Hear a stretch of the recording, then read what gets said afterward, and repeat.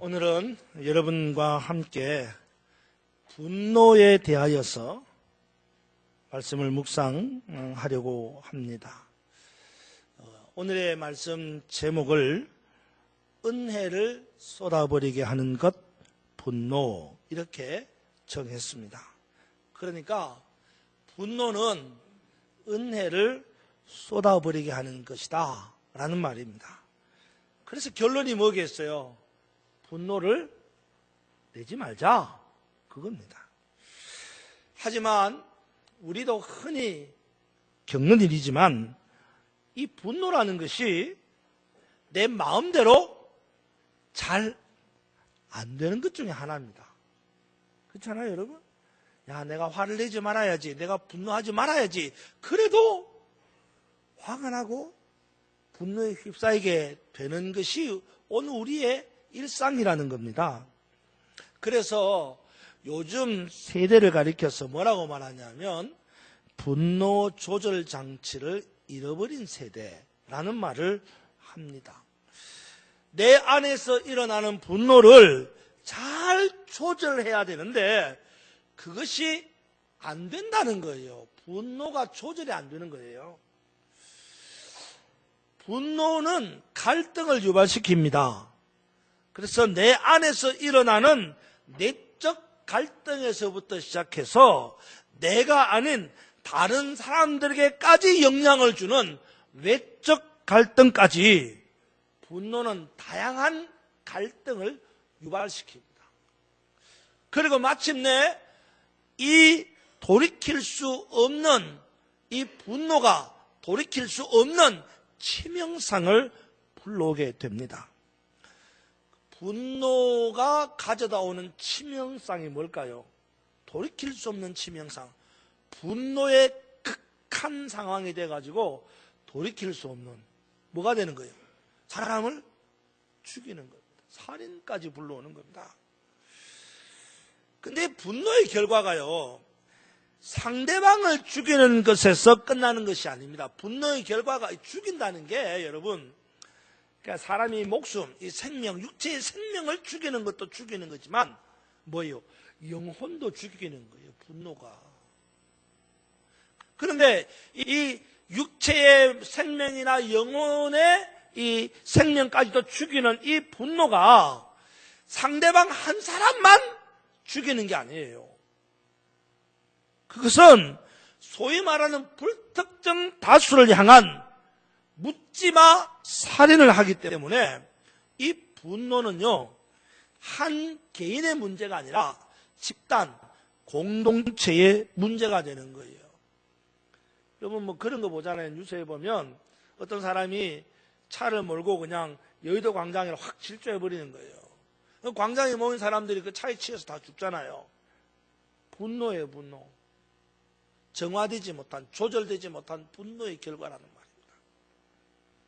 오늘 이 분노에 대해서 함께 말씀을 살펴보면서 분노에 대한 성경적 관점을 회복하고 더하여 넘치는 은혜를 받을 뿐만 아니라 이 은혜를 쏟아버리지 않고 잘 지켜나가는 우리 모두가 될 수 있기를 바랍니다.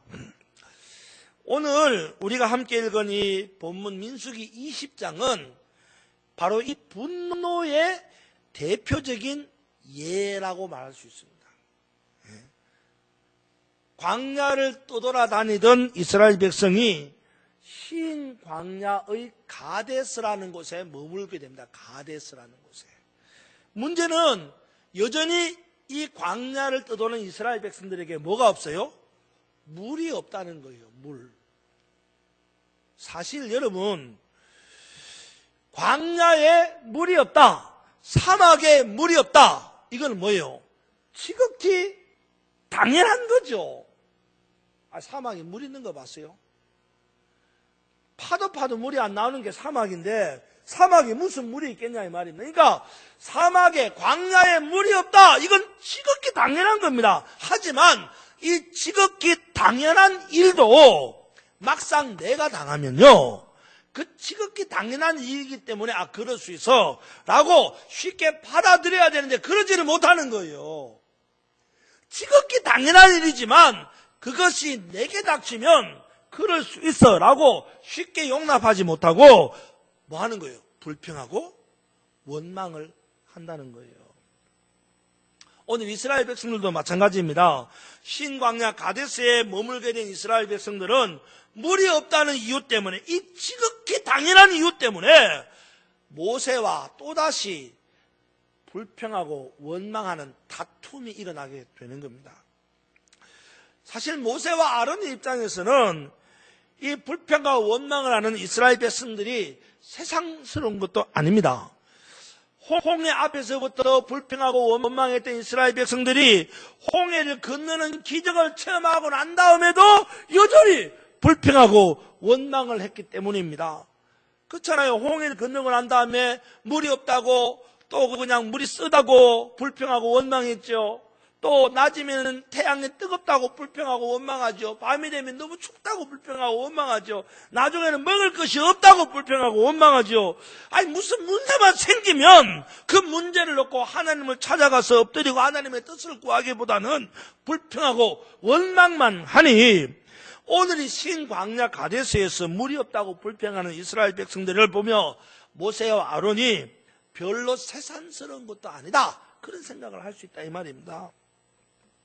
하지만 별로 새삼스러운 것도 아니고 또 어쩌면 늘 해왔던 것처럼 이스라엘 백성들의 불평과 원망이었지만, 그래도 모세와 아론의 입장에서는 이들의 불평과 원망이 짜증스럽기도 하고요, 화가 나기도 하고요, 마침내 분노가 폭발하는 요소가 되기도 했다라는 겁니다. 오늘도 모세와 아론은 이스라엘 백성들의 불평과 원망을 듣고 하나님을 찾아갑니다. 그리고 그 앞에 엎드립니다. 그럴 때 하나님께서 모세와 아론에게 답을 주셨습니다. 그것은 다름이 아니라 이스라엘 백성들을 모으고 그들 앞에서 반석에게 명령을 해서 물을 내게 해라 라고 하는 답이었습니다. 하지만 모세와 아론은 그렇게 하지 않았습니다. 반석을 명령하여서 물을 낸 것이 아니라, 하나님의 말씀대로 반석에게 명령해서 물을 낸 것이 아니라 지팡이로 쳐서 물을 내게 된 것입니다. 결국 이 일로 이스라엘 백성들은 물은 마실 수 있게 됐지만 모세와 아론의 이 행위 때문에 엄청난 불행의 대가를 치러야 했습니다. 분노 때문에 불행의 대가를 치러야 했단 말이에요. 오늘 이제 이 본문 민수기 20장을 좀 더 자세하게 살펴보면서 이 모세의 분노에 대해서 깊이 있게 고찰해 보려고 합니다. 자, 이제 한번 여러분 이런 질문부터 한번 해봅시다. 여러분, 왜 분노가 일어납니까? 분노가 일어나는 이유가 뭡니까? 여러분 한번 생각해 보세요. 왜 여러분에게 분노가 일어납니까? 왜, 무슨 이유로 분노가 일어나냐 이 말이죠. 오늘 이 본문에서도 모세를 보면 모세가 분노의 폭발을 이루는 걸 보게 됩니다. 여러분 10절 한번 보세요. 10절을 보면 이렇게 말합니다. 모세와 아론이 회중을 그 반석 앞에 모으고 모세가 그들에게 이르되 반역한 너희여 들으라. 우리가 너희를 위하여 이 반석에서 물을 내려 하고. 사실 여기에는요 분노라는 말이 눈꽃만큼도 없습니다. 그죠? 그런데도 불구하고 이 본문의 내용을 잘 더듬어서 모세의 감정을 살펴보면 모세가 분노의 극한 상황에 치밀어 오르고 있다는 걸 알게 됩니다. 반역한 너희여 들으라. 우리가 너희를 위하여 이 반석에서 물을 낼까? 아마 모세의 분노를 지수로 표현하면 10단계다 이렇게 생각할 정도로 분노가 치밀어 오르는 거예요. 왜? 무엇 때문에 이렇게 모세가 분노가 치밀어 오르는 것입니까? 모세의 분노의 원인이 뭐냐 이거죠. 여러분 그 심리학자 가운데 여러분이 다 아는 사람, 공통적으로 아는 사람, 프로이드라고 하는 심리학자가 있죠. 아주 시초이자 시가이자 대가이고 그렇습니다. 이 프로이드 심리학에 보면요, 인간 심리에는 두 가지의 본성이 있다는 거예요. 여러분 인간이죠?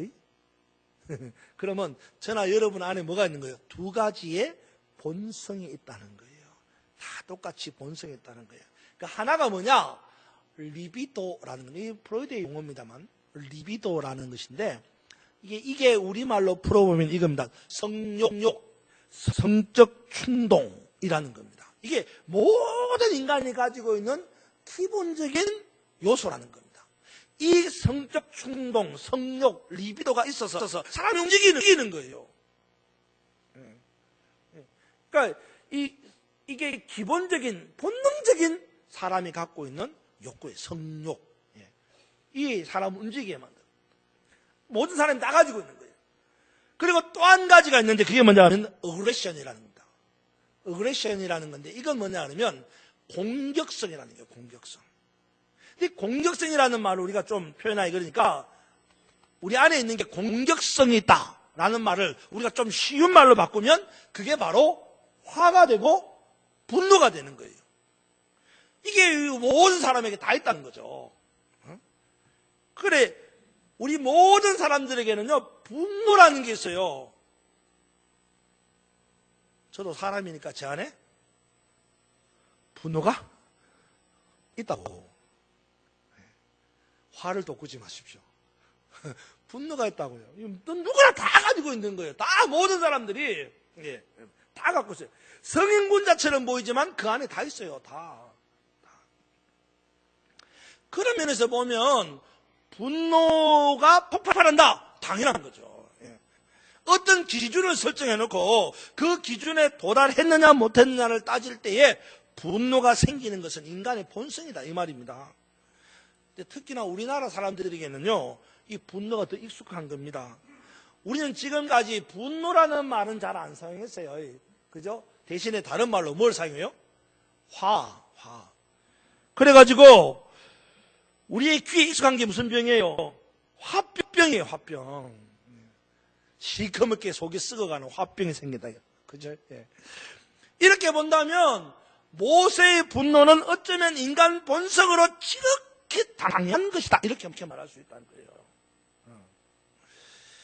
하나님의 백성이라고 하는 이스라엘 백성들을 이끌고 출애굽하고 하는 모세가 곳곳에서 이들이 정말로 하나님의 백성이 맞나 싶을 정도로 불평하고 원망하는 것을 볼 때마다 모세의 마음에 뭐가 일어나는 거예요? 분노가 일어나는 거예요. 분노가. 결국 분노 자체는 인간의 본성이지만 그 본성을 자극시켜서 밖으로 표출시키게 만드는 요인이 있는데 그게 뭐냐? 기대감이라는 거예요. 기대감이 무너질 때마다 뭐가? 인간 본성의 분노가 자꾸 밖으로 나오는 거예요. 모세는 홍해를 건너는 기적을 경험한 하나님의 백성들이 물이 없다고 또다시 불평하고 원망한 걸 볼 때 아이고 이것들이 정말 하나님의 백성이 맞나? 라고 하는 분노가 일어난다 이 말이에요. 하나님은 이런 모세의 마음을 아셨습니다. 그래서 분노가 밖으로 표출되지 않도록 하나님이 문제의 원인을 풀어주시는 거예요. 그것이 바로 반석에게 명령하여 물을 내라는 겁니다. 여러분, 문제가 생겼을 때에 문제를 풀지 못하면 분노가 폭발하는 거예요. 지금 시대가 분노 조절 장애가 있는 시대다 이렇게 말하는데 그 이유가 뭐냐? 바로 이거예요. 문제는 있는데 문제를 푸는 답이 없다는 거예요. 그러니까 분노가 폭발하는 거지.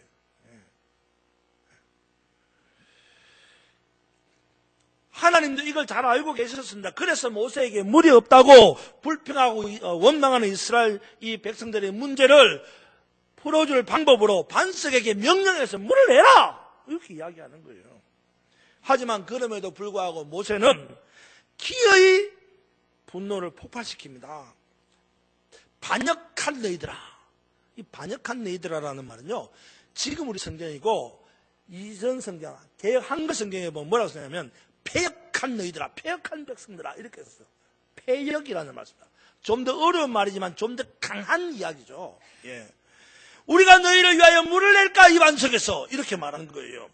이 패역이라고 하는 말은 히브리 말로 하모림이라는 단어입니다. 그런데 이 말을 우리말로 표현하면요, 이 패역한 너희들아, 이 반역한 너희들아, 하모림 이렇게 말하는 것을 우리말로 표현하면요, 좀 더 강한 어조예요. 우리말로 표현하면 이런 거예요. 얘 망할 놈 새끼들아. 강단에 제가 이런 말 썼으면 하는데, 얘 망할 놈이더라, 뭐 이런 거예요. 아니면은 이 소망이 없는 놈들아, 뭐 이런 뜻이에요. 여러분, 이스라엘 백성들에게 소망이 없다, 그건 끝장난 거예요. 여러분, 소망이 있습니까, 없습니까? 대답해 보세요. 소망이 있습니까, 없습니까? 우리는 다 소망을 가진 민족이에요. 심지어는요, 죽음이 눈앞에 있다 할지라도 소망이 있는 거예요. 우리는 죽음이 있다 할지라도 내가 죽어도 소망이 있다 이 말이에요. 그런데 야, 이 소망이 없는 것들아, 그러면 끝난 거지. 그러니까 모세가 이스라엘 백성들에게 야, 이 망할 놈 뭐더라, 야, 이 소망이 없는 것들아, 이러니까 마치 분노가 아니라 그게 치밀어 오른 거죠. 분노가. 거기다가 모세가 이렇게 말한다. 우리가 너희를 위하여 반석에서 물을 내려. 이 말은 무슨 말입니까? 이런 거예요. 우리가 너희에게 이 반석을 져서 물을 내지 못할 것 같으냐, 이 망할 놈들아, 뭐 이런 거예요. 그러니까 엄청나게 지금 모세가 분노가 치밀어 오른 겁니다. 그래서 막 욕을 하는 거예요. 이 망할 놈들아, 이 소망이 없는 것들아, 막 이러고 막 욕을 하는 거죠. 그리고는 모세가 가지고 있는 지팡이를 빵빵 쳐가지고 물을 내게 만든 겁니다. 다행히 반석에서는 물이 나왔지만 이것은 하나님이 원하시는 것이 아니었습니다. 결국 이런 일로 말미암아 모세는 엄청난 불행의 결과를 맛봐야 됐어요. 분노는 뭘 가져오는지 알아요? 불행을 가져옵니다. 여러분 기억하세요. 분노는 불행을 가져와요. 무슨 불행을 가져오느냐? 여러분 12절 보세요. 12절에 보니까 이런 불행을 가져옵니다. 분노. 12절. 여호와께서 모세와 아론에게 이르시되, 하나님이 모세와 아론에게 말씀하십니다. 뭐라고? 너희가 나를 믿지 아니하고 이스라엘 자손의 목전에서 내 거룩함을 나타내지 아니하였기 때문에 너희는 이 회중을 내가 그들에게 준 땅으로 인도하여 드리지 못하리라. 분노의 결과가 뭐냐? 여러분 잘 아시다시피 모세와 아론이 어디를 못 가요? 가나안 땅에 못 들어가는 거예요. 근데 이거는 모세와 아론이 가나안 땅에 못 들어가는 거는 개인적인 불행이에요. 응? 모세가 분노를 내니까 분노를 낸 모세가 가나안 땅에 못 들어간 거예요. 그건 자기 개인적인 문제예요. 그런데 더 중요한 게 있다고요. 12절 다시 보세요. 12절에 보니까 여호와께서 모세와 아론에게 이르시되 너희가 나를 믿지 아니하고 이스라엘 자손의 목전에서 내 거룩함을 나타내지 아니하였기 때문에 너희는 이 회중을, 누구예요? 이스라엘 백성을 내가 그들에게 준 땅으로 인도하여 드리지 못하리라. 뭐예요? 누가 못 들어가는 거예요 지금? 이스라엘 백성이 못 들어가는 거예요. 결국은 모세의 분노는 모세만 가나안에 못 들어가는 것이 아니라 이스라엘 백성 자체가 가나안에 못 들어가게 됐다는 것입니다. 이것은 집단적인 불행입니다. 공동체가 불행을 겪는 겁니다. 이렇듯이 모세의 분노는 모세의 개인의 불행을 넘어서 이스라엘 백성 전체의 불행으로 이어진다는 것을 알아야 됩니다.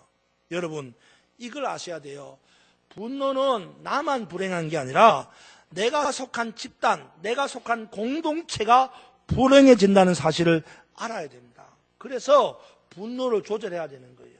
여러분, 제가 분노를 내면 저만 불행해지면 다는데 제가 분노를 내면 여러분도 불행해지는 거예요.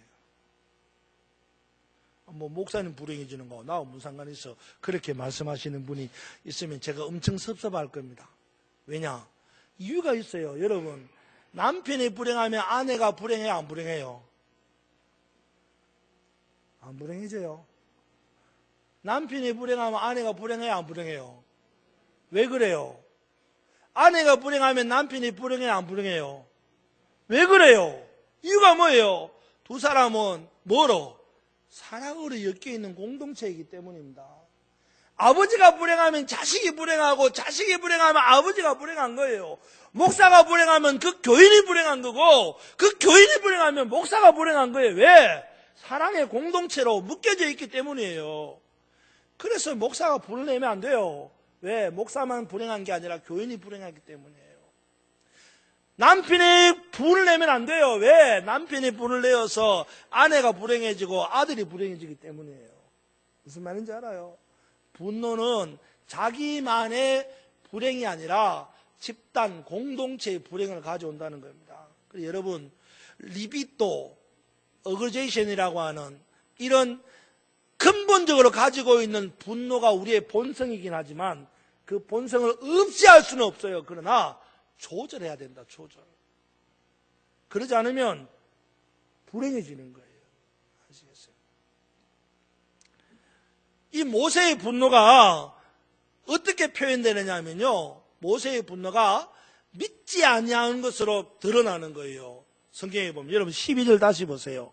12절에 보면 여호와께서 모세와 아론에게 이르시되 너희가 나를 뭐하지 아니했다? 믿지 아니했다 그랬어요. 믿지 아니했다.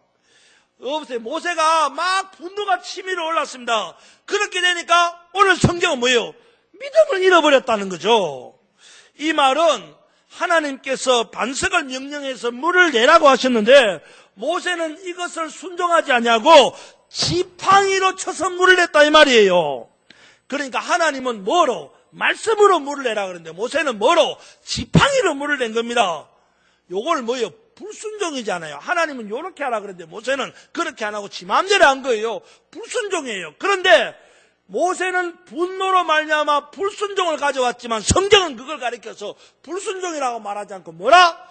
믿음이 없다, 믿지 않았다 이렇게 표현하는 거예요. 그러니까 분노는 뭘 가져와요? 믿지 아니하는 결과를 가져온다. 불순종의 결과를 가져온다 이 말입니다.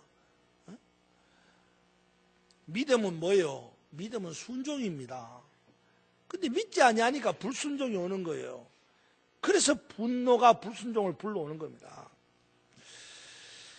결국 이 분노는 순종을 불순종으로 만들어버리고 믿음 없는 사람으로 전락시켜버린다는 거예요. 여러분 분노 조절을 잘해야 되는 거예요.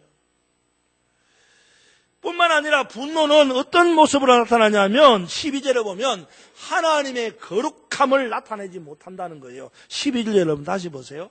여호와께서 모세와 아론에게 이르시되 너희가 나를 믿지 아니하고 그 다음에 이스라엘 자손의 목전에서 내 거룩함을 나타내지 아니했다. 분노가 뭘 가져오느냐? 하나님의 거룩함을 나타내지 아니하는 결과를 가져온단 말이에요. 이게 무슨 말입니까 여러분? 하나님은 뭘로 기적을 행하기를 원하시는 거예요? 말씀으로 기적을 행하기를 원하시는 겁니다. 근데 모세는 뭐로 기적을 행해요? 지팡이로 기적을 행하는 거예요. 하나님은 이것을 거룩함을 나타내지 못하는 것이라고 말하는 거예요. 이게 무슨 말일까요? 말씀으로 하면 거룩한 거고 지팡이로 하면 거룩하지 않는 거다. 그런 뜻일까요? 이걸 여러분 좀 깊이 생각해 봐야 됩니다. 여러분 한번 생각해 보세요. 보세요, 여러분. 모세의 지팡이가 있습니다. 모세의 지팡이가 이렇게 딱 있어요. 지팡이가. 모세가 지팡이를 딱 갖고 이 모세의 지팡이 이것은 모세에게 있어서 어떤 의미일까요? 또 이스라엘 백성들이 바라보는 모세의 지팡이는 어떤 의미일까요? 그냥 할아버지가 짚고 다니는 지팡이에 불과할까요? 아닐 거예요.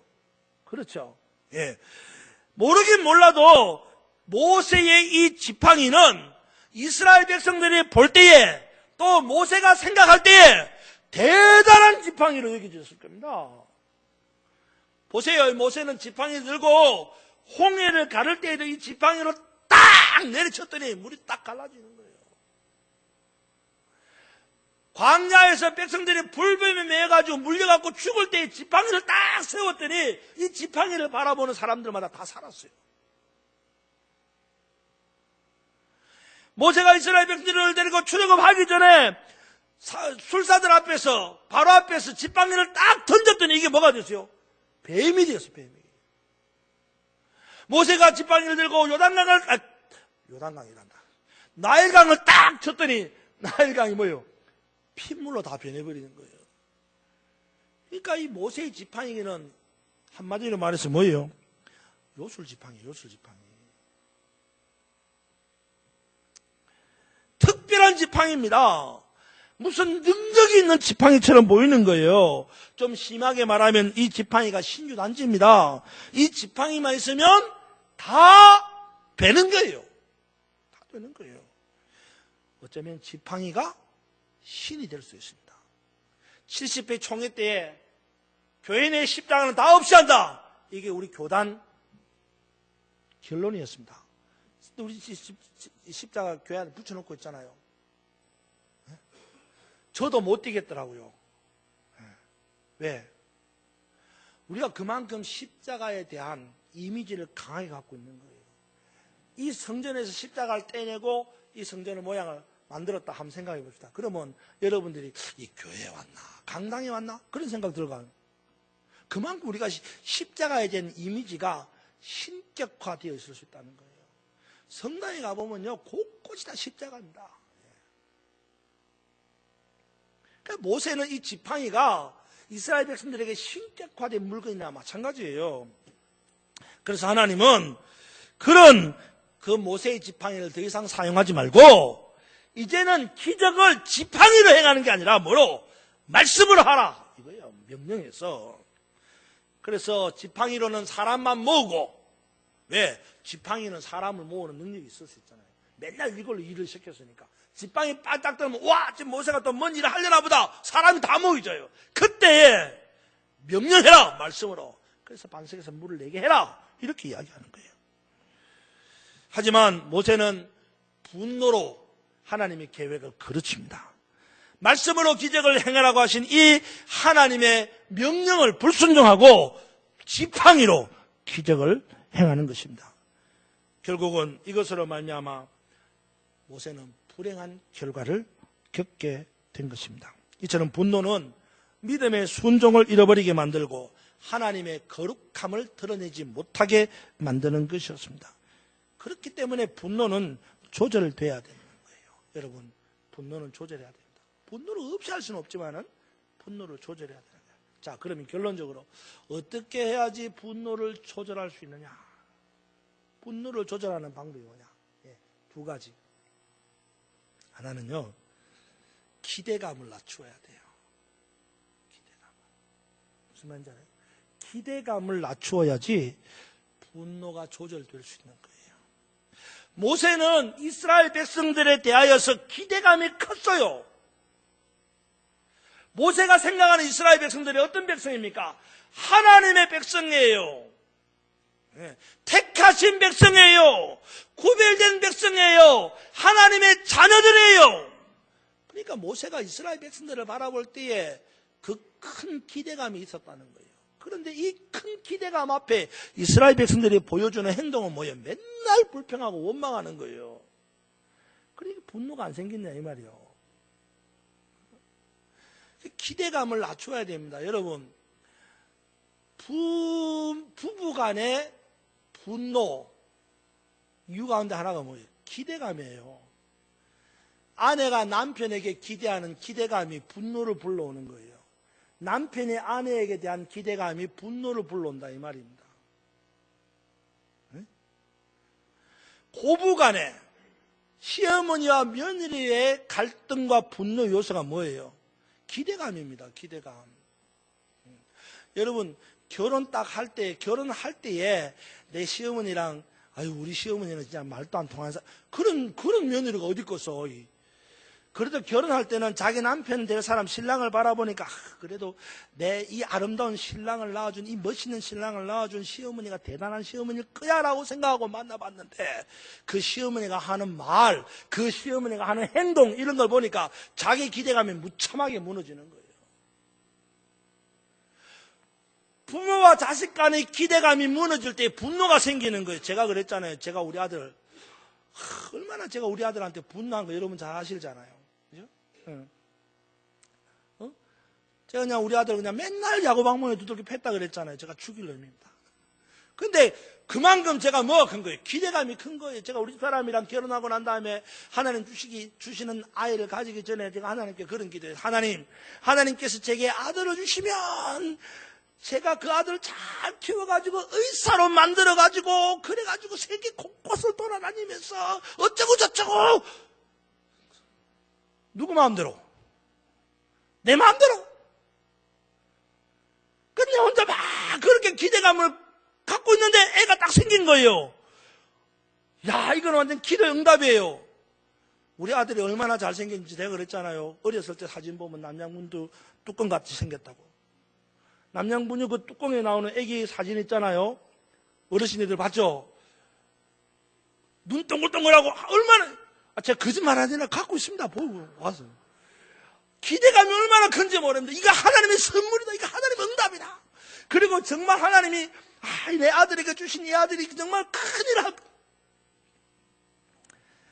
근데 그건 네 생각이고. 그런 기대감이 무너질 때마다 저는 분노가 폭발하는 거예요. 부지기수를 때렸습니다. 제가 그랬잖아요. 하도 말 안 들어가고 주차장에서 발로 좀 차버렸다고. 제가 참 나쁜 놈이죠. 우리 아들한테 제가 잘못했다고 막 싹싹 빌었어요. 요즘에도 빕니다. 잘못했다. 미안하다. 뭐 빌어도 안 되지만. 기대감이 무너지면 분노가 폭발하는 거예요. 그래서 여러분, 기대감을 낮춰야 됩니다. 기대감을 낮춘다는 말이 무슨 말인지 아세요? 이 사람을 있는 그대로 보는 거예요. 하나님이 만드신 그 사람 있는 그대로 보는 거예요. 하나님이 만드신 내 남편 있는 그대로 보는 거예요. 하나님이 내게 주신 선물 있는 그대로 보는 거예요. 내 아들 있는 그대로 보면 되는 거예요. 그런데 뭐 나 혼자서 기대감을 갖고 막 그러다가 무너지면 또 그냥 화가 나가지고. 그렇지 않다 이 말이에요. 있는 그대로 보는 것이 기대감을 낮추는 거예요. 그래야 분노가 조절되는 거예요. 여러분, 저에 대해서 얼마나 큰 기대감이 있습니까? 기대감 가지지 말라니까. 그걸 많이 가지면 가질수록 저도 부담스럽고, 그러면 그럴수록 여러분들은 저 목사님이 저런지 않았는데 왜 저럴까? 그리고 저한테도 분노를 품잖아요. 그렇지만 저도 여러분에게 마찬가지입니다. 저나 여러분은 똑같이 죄인이에요. 하나님 앞에 서면. 연약한 죄인입니다. 뭐 목사는 죄 안 짓고 살아요. 여러분은 죄 안 짓고 삽니까? 똑같아요. 여러분, 우리는 하나님이 만드신 있는 그대로 연약한 존재라는 거 인정하면 되는 거예요. 그러면 우리 속에 분노가 점점 사라지는 거예요. 그 사람 보면 그럴 수 있겠다. 저 사람 보면 저럴 수 있겠다. 생각하는 거예요. 기대감을 낮춰야 돼요. 두 번째, 열등감입니다. 열등감. 열등감 때문에 분노가 일어나는 거예요. 출애굽기 3장에 보면요, 모세가 하나님이 모세를 부르셔서 일을 맡기시는 장면이 나옵니다. 아시죠? 가시나무 덤불에 불이 팍 붙어갖고 모세가 막 달려가 보니까 야, 네 신발 벗어라 이래가지고 모세가 신발을 벗으니까 하나님 모세에게 야, 나한테 내가 너 사명을 준다 이래가지고는 뭐라 그래요? 이스라엘 백성들을 데리고 출애굽을 해라. 그러니까 모세가 하는 말이 뭐라 그래요? 내가 누구간데? 그 말은 무슨 말이에요? 내가 뭔데? 내가 누구간데? 내가 뭔데? 바로 앞에 서며, 바로가 누굽니까? 왕이에요. 그러니까 모세가 결정적으로 자기와 누구를 비교하는 거예요? 왕을 비교하는 거예요. 그래서 왕 앞에서 나는 뭐예요? 세 발의 피예요. 열등감이에요.